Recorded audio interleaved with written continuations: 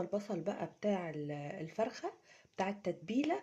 أنا عايزاكم تعرفوا إن أهم حاجة هتنجح التتبيلة بتاعة الفراخ المشوية، إنك تدوقي تبقى البصلة حادقة مش معسلة. يعني الملح يكون زيادة شوية، مش يدوبك شوية ملح انتي بتحطيه وخلاص، لأ، يبقى الملح زايد شوية. يوم لما يتحط على الفراخ يدوبك يديها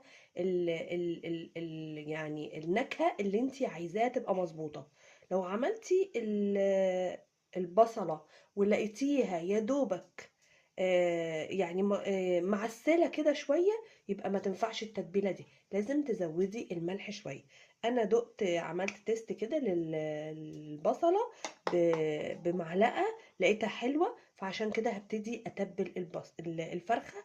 هحط في كل حاجة تحت الجناحات وتحت الجلد، وهملاها بالبصل